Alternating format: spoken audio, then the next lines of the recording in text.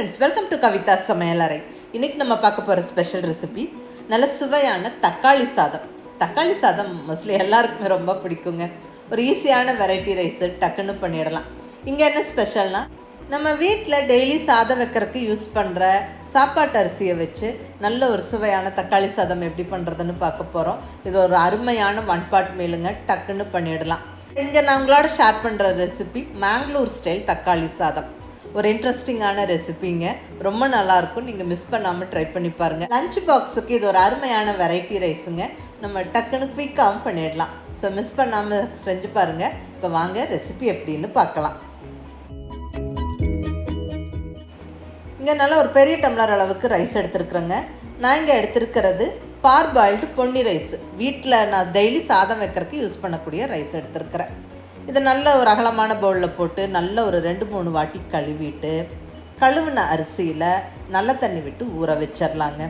ஒரு 15 to 20 நிமிஷம் ஊறிட்டு இருக்கட்டும். அந்த டைமில் நம்ம தக்காளி சாதத்துக்கு தேவையான மற்றதெல்லாம் நம்ம ரெடி பண்ணிக்கலாம்.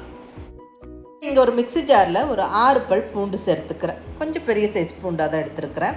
அடுத்தது ஒரு 1.5 inch அளவுக்கு இஞ்சியை தோல் சீவிட்டு சின்ன சின்ன பீசஸாக கட் பண்ணி சேர்த்தாச்சு. இது கூட ஒரு 5-6 சின்ன வெங்காயம், அடுத்ததாக ஒரு 5 வரமிளகாய். நீங்கள் உங்களுடைய டேஸ்ட்டுக்கு தகுந்த மாதிரி அட்ஜஸ்ட் பண்ணி சேர்த்துக்கோங்க. இது கூட ஒரு 2 டேபிள் ஸ்பூன் அளவுக்கு ஃப்ரெஷ்ஷாக துருவின தேங்காய், அடுத்தது 1 டீஸ்பூன் அளவுக்கு சோம்பு. இது கூட நம்ம தக்காளியும் சேர்த்தே தான் அரைக்க போகிறோம். இங்கே 2 மீடியம் சைஸ் தக்காளியை கட் பண்ணி வச்சுருக்கிறேன். ஃபஸ்ட்டு இதையெல்லாம் நல்லா கொஞ்சம் கொரப்பாக அரைச்சிட்டு அதுக்கப்புறம் தக்காளி சேர்த்து அரைச்சிக்கலாம். பாருங்கள், இந்த அளவுக்கு நல்லா அரைச்சதுக்கப்புறம் இப்போ இதுலேயே நம்ம தக்காளியும் சேர்த்து நல்லா ஃபைனாக அரைச்சிக்குவோம். பாருங்கள், இந்த அளவுக்கு நல்லா ஃபைன் பேஸ்ட்டாக அரைச்சாச்சு. ஸோ நல்லா கமகமன்னு மசாலா ரெடியாக இருக்குது. நம்ம தக்காளி சாதம் ஸ்டார்ட் பண்ணிடலாம். இங்கே ஸ்டவ்வில் குக்கர் வச்சாச்சுங்க. குக்கர் சூடானதுக்கப்புறம் 2 ஸ்பூன் அளவுக்கு ஆயில் சேர்த்துக்கிறேன். இது கூடவே 2 ஸ்பூன் நெய்யும் சேர்த்துடலாம். 2 டேபிள் ஸ்பூன் நெய் சேர்த்தாச்சு. இப்போ இதில் ஹோல் கரம் மசாலா ஸ்பைசஸ் சேர்த்துருவோம். இது தக்காளி சாதத்துக்கு நல்ல வாசனை கொடுக்குங்க. இப்போ இது என்னென்னு பார்த்துடலாம். சின்ன பீஸாக ஒரு 2-3 துண்டு பட்டை, 3 கிராம்பு, கொஞ்சம் கல்பாசி, ஒரு மராத்தி மொக்கு, 3 ஏலக்காய், ஒரு பிரிஞ்சி இலையும் உடச்சி போட்டாச்சு. இதெல்லாம் நல்லா பொரிஞ்சு வரட்டும். இதெல்லாம் நல்லா பொரிஞ்சதுக்கப்புறம் இப்போ நம்ம வெங்காயம் சேர்த்துடலாம். ஒரு பெரிய வெங்காயத்தை சன்னமாக நீளமாக கட் பண்ணி சேர்த்துக்கிறேன். கூடவே ஒரு பச்சை மிளகாயும் ஸ்லிட் பண்ணி போட்டாச்சு. இதையெல்லாம் நல்லா வதக்கி விட்டுறலாங்க. வெங்காயம் நல்லா கலர் மாதிரி வர்ற வரைக்கும் வதங்கட்டும்.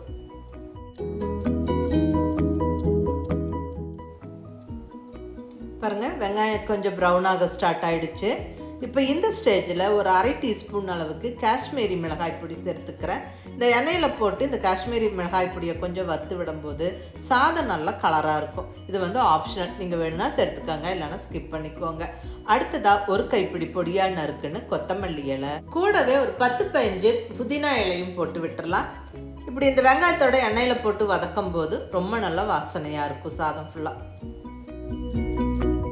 நல்லா ஒரு ஃபியூ செகண்ட்ஸ் வதக்கி விட்டுட்டு இப்போ அரைச்சி ரெடியாக வச்சுருக்கிற மசாலா விழுதை சேர்த்துருவோம்.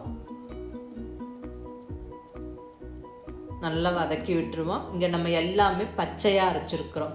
இஞ்சி, பூண்டு, தக்காளி எல்லாமே நம்ம பச்சையாக சேர்த்து அரைச்சிருக்கிறோங்க. அதனால் நல்லா பச்சை வாசனை போகிற வரைக்கும் வதங்கிக்கணும். ஸோ நல்லா ஒரு 3-4 நிமிஷம் நல்லாவே வதக்கி விடுங்க. நல்லா பச்சை வாசனை போய் நல்லா வதங்கி கொஞ்சம் எண்ணெய் பிரிஞ்சு வர்ற ஸ்டேஜ் வரைக்குமே இது வதக்கி விட்டுக்கோங்க. உப்பு போட்டு விட்டுறலாம். ஸோ கொஞ்சம் சீக்கிரமாக வதங்கிடும். ஸோ நான் இங்கே 1 ஸ்பூன் உப்பு போட்டிருக்கிறேன். உப்பு போட்டு கலந்து விட்டுட்டா டக்குன்னு நல்லா வதங்கிடும்.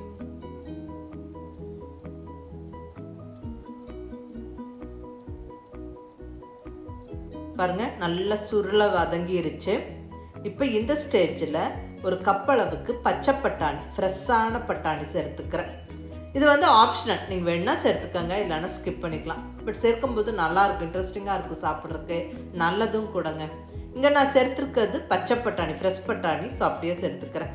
இதை நீங்கள் காஞ்ச பட்டாணினா ஊற வச்சு சேர்க்கணும். ஃப்ரோசன் பீஸ்னால் கொஞ்சம் தண்ணியெல்லாம் விட்டு அரிசி போடுறப்போ சேர்த்துக்கோங்க.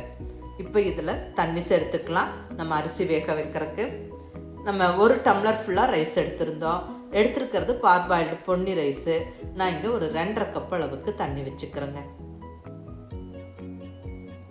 ஸோ எந்த டம்ளரில் நம்ம ரைஸ் அளந்துக்கிட்டோமோ அதுலேயே 2.5 கப்பு தண்ணி வச்சாச்சு. நல்லா எல்லாம் ஒரு வாட்டி கலந்து விட்டுட்டு உப்பு செக் பண்ணிவிட்டு தேவையான அளவுக்கு போட்டுக்கோங்க. நம்ம ஏற்கனவே மசாலா வதங்கும் போது உப்பு போட்டிருக்கிறோம், அது ஞாபகம் வச்சுட்டு மீதி உப்பை போட்டுருங்க. நல்லா எல்லாம் ஒரு வாட்டி கலந்து விட்டுட்டு தண்ணி கொதிக்க ஸ்டார்ட் ஆன உடனே நம்ம அரிசியை சேர்த்துருவோம். கழுவி ஊற வச்ச அரிசியில் கம்ப்ளீட்டாக தண்ணியை வடிச்சிட்டு சேர்த்துருங்க. இப்போ ஊற வச்சுருந்த அரிசியை கம்ப்ளீட்டாக சேர்த்தாச்சு. நல்லா கொதிக்க ஸ்டார்ட் ஆகும்போது நம்ம இந்த குக்கருக்கான மூடியை டைட்டாக போட்டு விட்டு வெயிட் வச்சு ஒரு 3 விசிலுக்கு வேக வச்சு எடுத்துருங்க. பர்ஃபெக்டாக ரைஸ் வெந்துடும். விசில் வந்து ஸ்டீம் ப்ரெஷர்லாம் போனதுக்கப்புறம் நம்ம ஓப்பன் பண்ணுவோம். விசில் வந்து ஸ்டீம் ப்ரெஷர்லாம் போயிருச்சு. இப்போ நம்ம ஓப்பன் பண்ணுறோம். கமகமன்னு வாசனையோட அருமையான தக்காளி சாதம் ஜம்முன்னு ரெடி ஆயிடுச்சுங்க. பார்க்குறக்கே ரொம்ப அழகாக இருக்குது, நல்ல வாசனையாக இருக்குங்க. இது ரொம்ப ஒரு ஈஸியான ரெசிபி. அந்த மசாலாவை அரைச்சி விட்டு டக்குன்னு தாளித்து விட்டுடலாம், குயிக்காக ரெடி ஆயிருங்க. இந்த மேங்களூர் ஸ்டைல் தக்காளி சாதம் சாப்பிட்றதுக்கு ரொம்ப நல்லா டேஸ்ட்டாக இருக்கும். இது குயிக் அண்ட் ஈஸியாக செய்யக்கூடிய ஒரு லஞ்ச் பாக்ஸ் ரெசிபி. நம்ம டக்குன்னு பண்ணிடலாம். அதுவும் இந்த மாதிரி பட்டாணி எல்லாம் சேர்த்து நம்ம இந்த தக்காளி சாதம் செய்யும்போது ஒரு ஹெல்த்தியான வெரைட்டி ரைஸாகவும் இருக்கும். குழந்தைங்கள்லாம் விருப்பமாக சாப்பிடுவாங்க. ஸோ லஞ்ச் பாக்ஸுக்கு பேக் பண்ணி கொடுக்கறக்கு ஒரு பெஸ்ட்டான ரைஸ்ன்னு சொல்லுவாங்க. இது கூட சைட் டிஷ்ஷாக நல்ல தயிர் பச்சடி, உருளைக்கிழங்கு வறுவல், முட்டை வறுவல் எல்லாம் ரொம்ப நல்லாயிருக்கும். இது ஒரு சஜஷனாக இன்க்ளூட் பண்ணிக்கிறேன், நீங்கள் எது வேணாலும் செய்யலாம். ஸோ மிஸ் பண்ணாமல் இந்த அருமையான மேங்களூர் ஸ்டைல் தக்காளி சாதத்தை செஞ்சு பாருங்கள், ரொம்ப நல்லாயிருக்கும். செஞ்சு பார்த்துட்டு எப்படி இருந்ததுன்னு உங்கள் ஃபீட்பேக் சொல்லுங்கள். பிடிச்சிருந்தால் லைக் பண்ணி ஷேர் பண்ணி கமெண்ட் பண்ணுங்கள். கவிதா சமையலறை சப்ஸ்கிரைப் பண்ணி என்னுடைய மற்ற ரெசிபிஸும் வீடியோஸும் பாருங்கள். தேங்க்யூ.